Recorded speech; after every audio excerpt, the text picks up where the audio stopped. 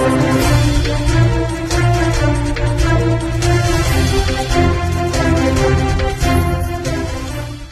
રાજ્યના ડીજીપી વિકાસ સાય સાહેબના આદેશ અનુસાર આજરોજ પાલ પોલીસ તથા જિંદગી જીદય અભિયાન અબોલ પશુ પંખીઓને વારે આવ્યું. પાલ પોલીસ સ્ટેશન તથા જિંદગી જીદય અભિયાન ટીમ દ્વારા વિનામૂલ્યે કુંડા વિતરણ કરવામાં આવ્યા હતા. અભિયાનના લીધે લોકોની પક્ષીઓ પ્રત્યેની સહાનુભૂતિ વધી આ કાળઝાળ ગરમીમાં પક્ષીઓને દાણા પાણી મળી રહે તે ઉદ્દેશથી રોજે રોજ પક્ષીઓની તરસ छिपाવવા પાલ પોલીસ સ્ટેશન તથા જિંદગી જીદય અભિયાન સુરત દ્વારા પક્ષીઓ માટે 300 થી વધુ વિનામૂલ્યે કુંડા વિતરણ કરવામાં આવ્યા હતા.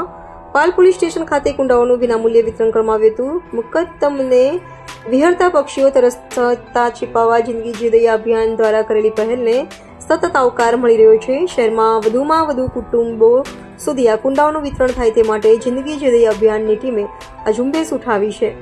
જિંદગી જીદય અભિયાન દ્વારા 2000 થી વધુ કુંડાનું વિનામૂલ્યે વિતરણ કરવામાં આવ્યું.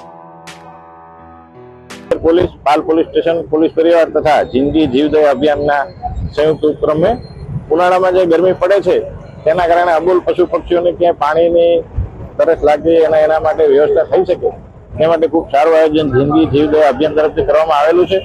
અને આજરોજ જે કુંડાનું વિતરણ કરવામાં આવેલ છે તે નાગરિકને અપીલ કરવામાં આવે છે કે તે પોતાને કોઈ પણ વ્યવસ્થિત જગ્યાએ એવી જગ્યાએ કુંડા મૂકી પાણી ભરી રાખે જે અબોલ પશુ પક્ષીઓને તેનો ઉપયોગ થઈ શકે અને તમામને અમે જિંદગી જીવદય અભિયાન વતી અપીલ કરીએ છીએ.